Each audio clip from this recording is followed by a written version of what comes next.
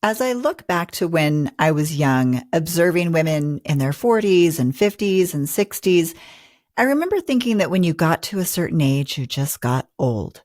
You started dressing old and looking old and acting old.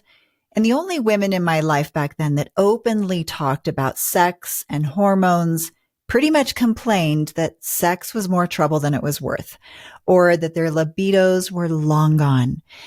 So it's funny because now that I'm that age, I realize what a load of crap that really was. Today, I'm going to talk about the impacts of hormones on sexuality and how our hormones start changing as early as our 30s. We're going to ask one key question today. What levers of control do we actually have at our disposal to have healthy sexual functioning even after our hormones start to dip? That is up next here on Master Your Marriage.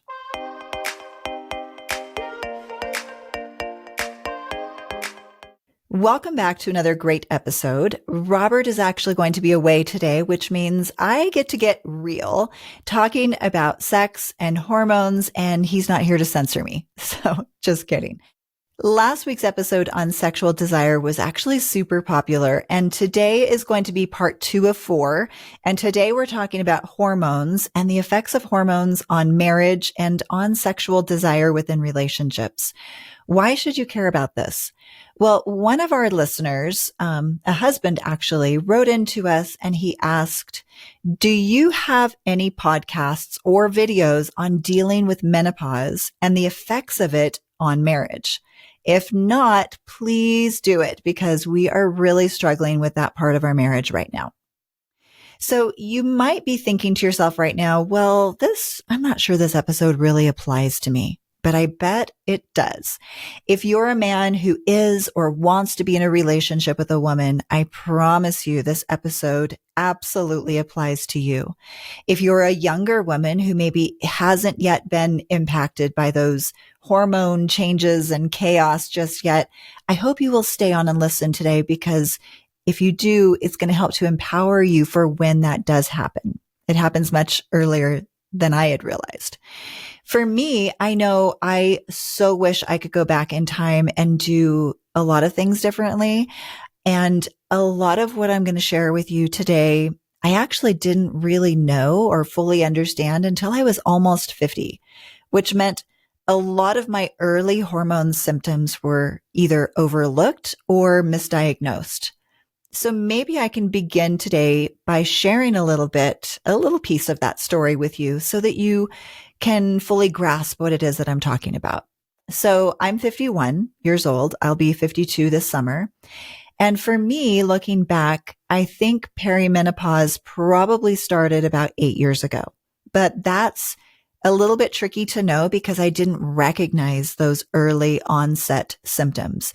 And that is actually quite common for most of us.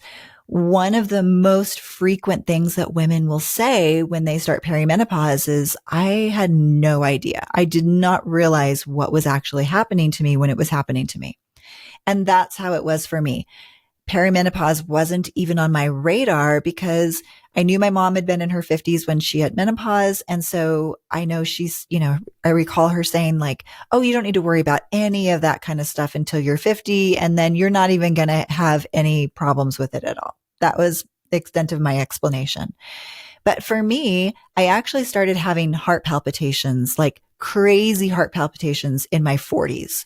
My heart rate, so what it felt like was kind of like a bump, bump, bump, bump, bump, bump, bump. So super irregular. And it felt like it was skipping beats. These episodes of having these skipped heartbeats, they would happen several times per day. And sometimes there would be as many as like 10 to 20 of these like skipped beats every minute, which caused me to feel oftentimes like I was blacking out. And so I got on the computer and I Googled all the information that I could find about heart palpitations. Of course, Dr. Google, right to the rescue. And I read things like, oh, they could be caused by caffeine. They could be caused by stress. But I never read anything linking them to estrogen withdrawal. So these episodes of heart palpitations, they became so frequent that I did end up seeing a cardiologist who prescribed me beta blockers, which didn't work. And he offered to do a cardiac ablation, which is where they put scars in your heart tissue to fix this irregular heartbeat. My doctor never suggested getting a hormone panel done, or really even looking into my hormones. If we had, he may have discovered that what I probably actually needed at that time was a little bit of estrogen therapy. So let's paint a big picture of what happens with a woman's body as she transitions from perimenopause through menopause all the way to menopause, because I think this is going to really help you to understand better what is going on. A lot of this is what I wish I had learned when I was in my 30s. So the medical definition of menopause, which actually really sucks, by the way, is that menopause is 1 year after the final menstrual period. So when you haven't had a cycle for 1 full year, that's when you're in menopause. And menopause is literally 1 day out of a woman's life. It's the 1 day, exactly 1 year after your last period. And before that, she is in what's called perimenopause, which just means she's in this period of time where she's transitioning to menopause. But after that 1 day, she's now postmenopause. Does that make sense? So perimenopause is some period of time, which we'll talk about in a minute, that leads up to that 1 day that's post 1 year. And then after that 1 day, then you are now postmenopausal. And the reason why this definition of menopause actually does suck is that it's not possible to know where every woman's cycle is. Not every woman has a menstrual period. If she has had a hysterectomy, for example, or if she's had an IUD or various other things, she might not actually be having menstrual cycles. So for many women, they are struggling to get a clear diagnosis or to even know or have a clue where they are in this whole process. But menopause is a big deal, right? It's a big deal for women. It represents something very significant to us. Menopause represents the end of our ovarian function. As a woman, our ovaries are something that make us who we are. They're what make us innately female. And as a woman, we are actually born with all of our eggs present in our ovaries, unlike men who actually continue to make new sperm. A healthy male might be making 1,000 sperm per second, right? We as women are actually born with all of our eggs. We have about 1 to 2 million eggs in our ovaries at birth. And by the time we're 30, most of us have lost the vast majority. Most of us have about 10% of those eggs left at age 30, or about 120,000, give or take, eggs. By the time we're 40, we're down to roughly 3% of our egg supply. And then at menopause, there are no more eggs left, which also means there's also no sex hormones left from the ovaries. So right now in the USA, the average age that a woman reaches menopause, which again, it's defined as 1 day, that 1 day in her life, that's 1 year after her final period. The average age for that day is between age 51 and 52 years old. However, there's a huge variable with this. There's a huge curve, and the average can be anywhere from roughly 45 years old to 55 years old for when she hits that day of menopause. What I didn't know early on that I so wish I would have known is that perimenopause, which is that transition phase that we go through before menopause, actually begins 7 to 10 years before that last menstrual period. So why does that matter? Why is that important? Because if your menopause happens at, say, 45, then your perimenopause can start at age 35. So I want to talk a little bit about what happens to our hormones during this transition phase of perimenopause, because it does impact not only sexuality, but potentially every aspect of a woman's life. Okay. So in a normal, healthy menstrual cycle before perimenopause, before any of those symptoms become an issue. The female hormone cycle is a very predictable and reproducible pattern where estrogen and progesterone rise and fall very predictably throughout the month, almost like an EKG. And what happens in our brain, so what's going on during the monthly cycle in a normal, healthy perimenopausal woman, is what happens in our brain. The hypothalamus has a sensor that looks for our estradiol levels. Okay, it's an estrogen. When these estradiol levels get low, the hypothalamus sends a message to the pituitary that then sends a message to the ovaries saying, hey, wake up. Hey, you, it's time to start ovulating. And I'm sure you probably know this already, but just for the sake of making sure everyone's aware, ovulation is the release of the egg from the ovary, right? And that process of ovulation also drives up our estrogen levels. So that is what happens in a normal healthy cycle before we reach that transition period into perimenopause. But when we reach perimenopause, which again can be anywhere from 7 to 10 years prior to menopause, we start reaching that critical level of egg supply where we have less than 3% of our eggs left.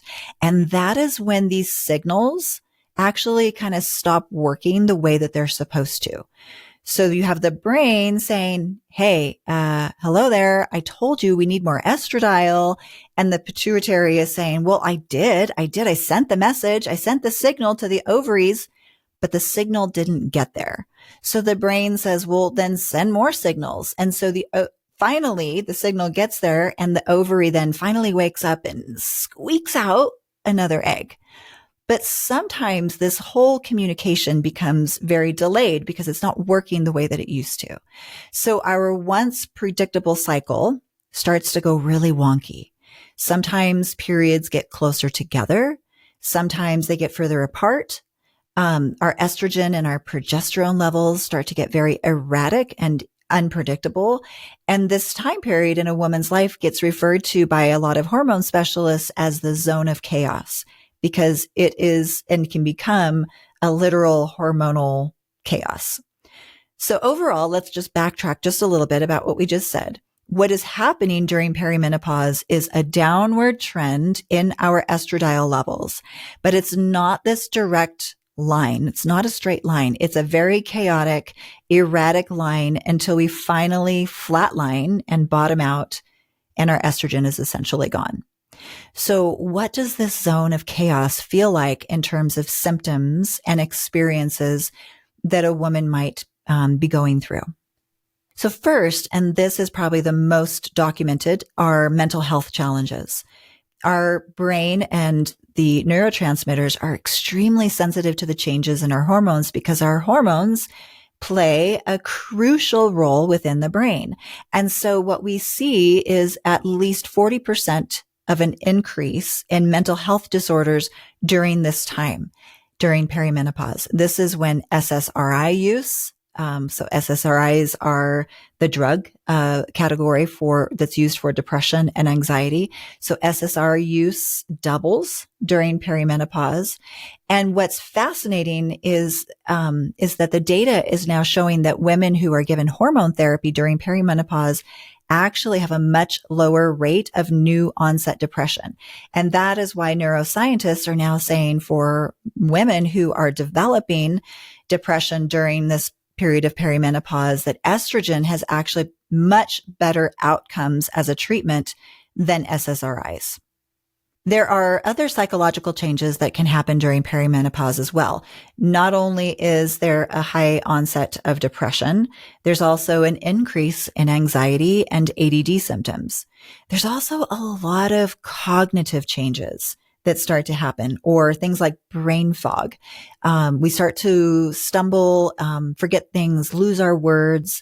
There's a decline in executive functioning in our jobs and being able to do certain calculations. So actually what's interesting is new research out of the UK and also some of the brand new research that's also mirroring that in the United States is showing that 1 in 5 women quit their jobs because of these perimenopausal symptoms. 1 in 5.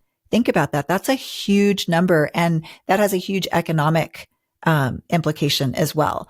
So, when you think about it, it's actually really sad to think about this, because this is a time in our life as women where if we've had kids, our kids are older and we have the time and we have the experience and we have the wisdom to give to our professions, but we can't think straight. And that, of course, is then going to just wreak havoc on our confidence levels as well. So there's a lot of mental health concerns that come up during this period of time. Suicide rates go up for women. Divorces increase for women. But let's shift now and talk about some of the physical symptoms. During perimenopause, women experience a lot of different physical symptoms. One is dysfunctional uterine bleeding. This can range from infrequent and few periods to more frequent and very heavy periods. So it can really run the gamut. Many women experience debilitating blood loss and a lot of pain because of dysfunctional bleeding. Fatigue and poor sleep is another huge symptom during perimenopause. Many women also start to show up at their doctor with complaints of a lot more musculoskeletal pain. Shoulders hurt. I know for me, I tore my shoulder during this period of time. Women also experience hot flashes. Heart palpitations, as I mentioned earlier, are huge and often go unnoticed, because when they come in to do a workup, they come in, maybe they're experiencing these heart palpitations, and then nothing shows up when the doctors run all of their diagnostics. So what usually ends up happening for a lot of women is they're told, oh, you're just having a panic attack. So now let's talk about sex and the implications for our sexual function. As our estrogen levels decline, women can experience lower desire for sex, poor lubrication, and painful sex. And painful sex is because of something called vaginal atrophy.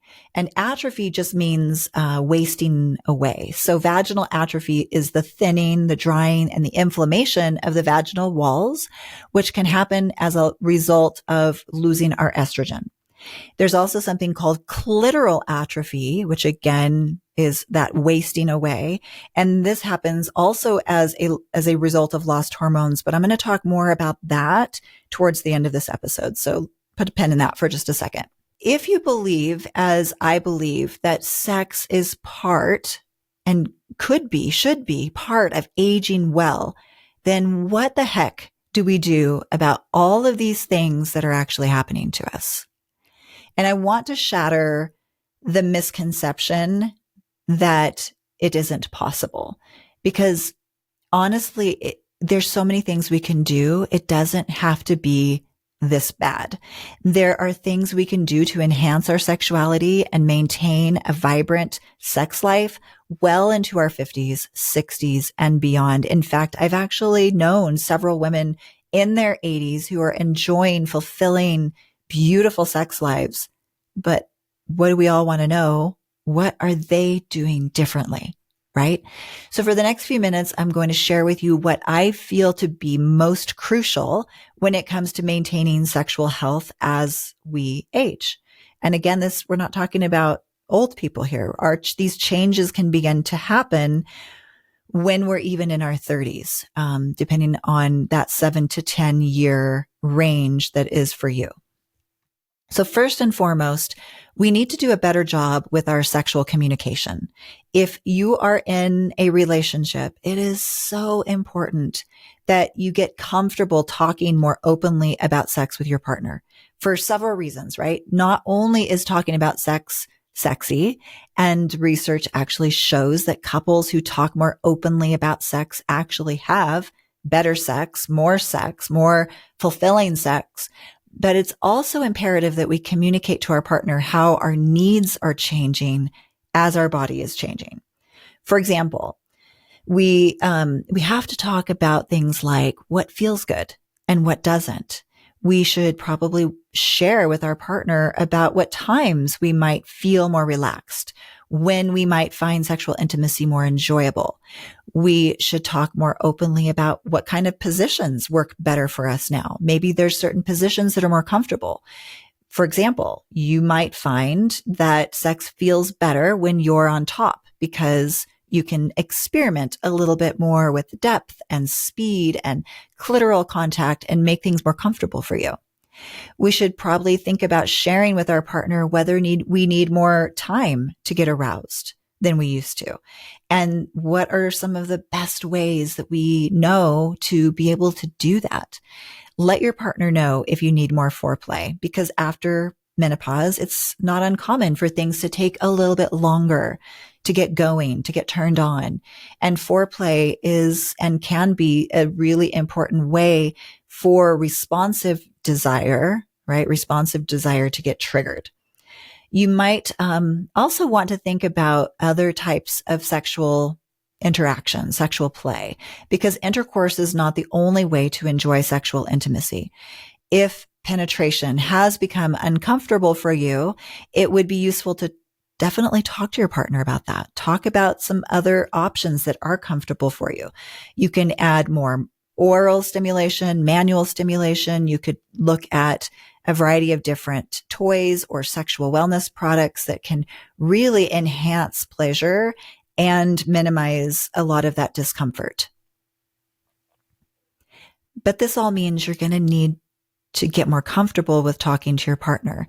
You're going to need to talk about what you need. You're going to need to talk about different support products that you're interested in trying. You definitely want to talk about lubrication. You probably want to talk about vibrators that can help you to become more comfortable, that can intensify sensations to help you orgasm more easily. I think what message I want to come across with is that we live in such an amazing time with access to so many different tools and resources and even treatments that can support a robust sex life, that why not? Why not? Next week I'm going to bring on an expert to talk about bioidentical hormones.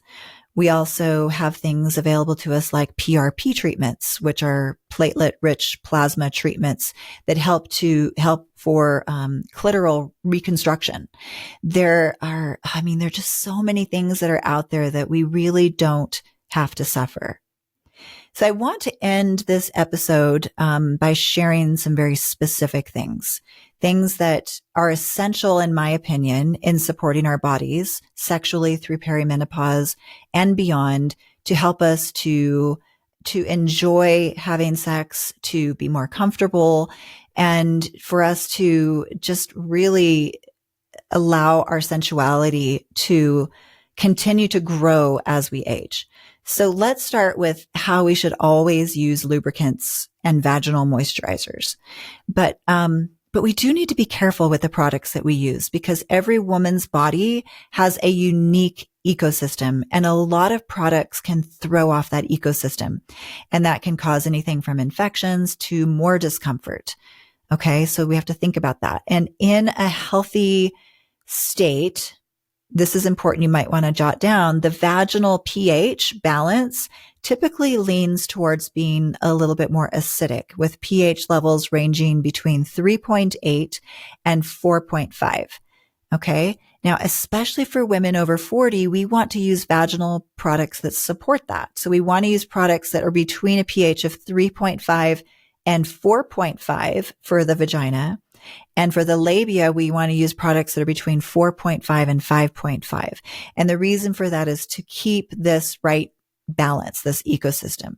Now, how do you know? Well, some companies do disclose this information. Sometimes I've done this. I've emailed or messaged the company through social media, and I've asked them to provide this information. But if you can't acquire that info, you can always do a basic litmus paper test. I've done that as well, to see what the products are that you have. And on that same note, I think it's also important to think about the chemicals that are in the products as well, because a lot of the chemicals do contain or can contain endocrine disruptors. And so we don't want that. We don't want to use products that can further disrupt our hormones while we're already going through this zone of chaos with our hormones, right? Now, as I mentioned in the beginning, I didn't recognize that my heart palpitations were from this drop, this withdrawal from from estrogen. And that's why it's a really good idea for women in their 30s to know all of this information. Okay. So share this with the younger women in your life as well. It's really important for us all to be aware of the signs of perimenopause, and also because a lot of our symptoms look like other things. They don't necessarily look like perimenopause. And so it can be really confusing if you're 35 and having heart palpitations. What else could it be? Could it be hormones? Could it be something else? So we need to work with a doctor that is really well versed in women's hormones and talk to them about the ways to possibly even replace these lost hormones when our symptoms arise. And honestly, I would say this is my biggest regret, that I didn't start doing some of these treatments earlier. So what kind of treatments? Well, not going to get into this too much in this episode because we're going to talk about it next week, but the absolute gold standard for treatment is hormone replacement therapy, which is where we actually give the body back the estrogen that it needs to get all of these things kind of back on track. But again, this is such a controversial topic, and it really shouldn't be. We don't talk about it enough. Obviously, I'm not a hormone doctor. I'm not claiming to be a hormone doctor, which is why I am actually bringing on an expert next week. I've already had that conversation. We've already recorded it. It was a fascinating conversation. I will give you a little spoiler. What she basically says is that hormone replacement therapy has been demonized, but honestly, for no good reason. And we're going to get into that next week. But you'll have to tune in to that episode next week when that comes out. But what I can tell you now is that estrogen is, for most of us, myself included, a miracle. And testosterone therapy is also another therapy that can be really helpful for some of us. And it has been shown to help with clitoral atrophy, which is actually how I want to wrap up this episode. I want to talk about why it becomes so difficult to orgasm as we get older and some things that you can do about that. So as we age, the clitoris can shrink and it can become less sensitive, which is a huge problem, obviously, because the clitoris is the most critical organ for female sexual health. And it is the key necessary for female orgasms. In fact, as you've heard me say before in earlier episodes, the clitoris actually has no other function other than to provide a woman with pleasure. So just as a quick recap and just for reference, the clitoris is the spongy nub that's filled with nerve endings that's right under the point where the inner labia meet and they form a hood. That's known as the clitoral hood. And the clitoris also has roots that extend 4 inches inside the vagina. Atrophy happens when the clitoris stops functioning as it should. In fact, the clitoris can even disappear. And this is the result of a couple of things. It can disappear because of these sudden changes in our hormones that we've just talked about. But it can also be the result of inadequate blood flow. And of course, we're going to talk next week about the lost hormones and what we can do about that. But the inadequate blood flow can actually be the result of infrequent use.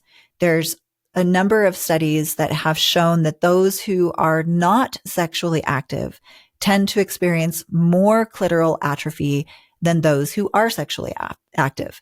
So let's wrap up this episode with 4 things that you can do to improve or maintain the sensitivity of your clitoris, no matter what age you are. Okay. But especially 30s, 40s and beyond. So first is to have more sex.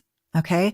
Once you've talked to your partner and sex is more comfortable for you, it's a good idea to have more of it because that really helps with blood flow and increasing moisture to the vagina. Sex helps your clitoris to stay healthy. It helps it to stay sensitive. And having more regular sex has actually been shown to even be able to restore sensation. Second, in addition to having more sex, look at some other forms of stimulation through massage, okay, to that area. Massage can restore blood flow, which in turn increases lubrication. And again, that helps us to restore or to boost sensitivity. So this is something that I know everyone has different feelings about, and it's none of my business what you guys do in your home. But I think it's a good idea to sit down with your partner and discuss this piece openly with your partner. Talk about what you're both comfortable doing here. Okay. Whether that's, massage that you want to do together or whether you want to do solo, whatever works for the two of you is perfect. Okay. One way to do that, and this is the third tip I have for you. One way to do that is through using a vibrator with lubricant and doing that several times per week, because what that does is that helps to, again, restore blood flow and sensation. Now, a couple of things with vibrators, because I know I'm going to get a lot of questions about this. I have people ask me all the time what I recommend for this, but here's something to think about. Traditional clitoral vibrators only provide stimulus to the clitoral tip. And that's great. And that can be enough. And that can be wonderful. But they also can leave the rest of the clitoral structure mostly untouched. Some women find that using, there's something called clitoral suction toys, okay, that these types can actually be even more helpful because they send deep vibrations through the entire clitoral network, not just the tip, even if the clitoral tip is actually hidden or retracted. And this can be a way to keep that clitoris alive and functioning and sensitive. All right. Now, the fourth tip that I have for you on maintaining sensitivity is to move your body. This is what gets our blood flowing through our entire body. And if it's good for the body, it's probably going to be good for the clitoris. And honestly, I think this is just part of our overall healthy lifestyle, because lifestyle can definitely help to offset a lot of the things we've talked about today, a lot of the struggles that we can experience during perimenopause. It isn't a perfect correlation, but the research does suggest that the healthier we are when we hit perimenopause, the better it's going to go for us. So that's looking at things like our nutrition, eating an anti-inflammatory diet, doing regular exercise, getting good sleep, not smoking. That plays a big part. Just all the general pillars of what good health is are important to think about, because these all seem to be helpful when it comes to having the best experience that we can have through perimenopause and menopause and beyond. Okay. Well, I hope this has been enlightening. I hope it's been helpful for you guys to think about. I think it's so important for us to be empowered with knowledge so that we can sort of move and dance with these changes that our body is going to go through, right? This isn't some taboo or embarrassing subject to talk about. We are meant to have joy. We're meant to have pleasure. We are meant to have fun. So why not learn how to dance a beautiful dance with these changes that are going to affect every single one of us? There are, and the question we asked at the beginning, what is within our control? Well, there are real levers of control within our grasp when it comes to our hormones and when it comes to owning our sexual desire. There's no reason why sexuality shouldn't be a part of aging well. So thank you for joining us today. We're so grateful for you. Robert and I both are. The algorithm, as you know, we mention every week, does depend on your ratings and reviews to help us reach a bigger audience so that we can help more couples. So if you haven't yet, would you please leave us a 5-star review and a comment if you're listening on iTunes?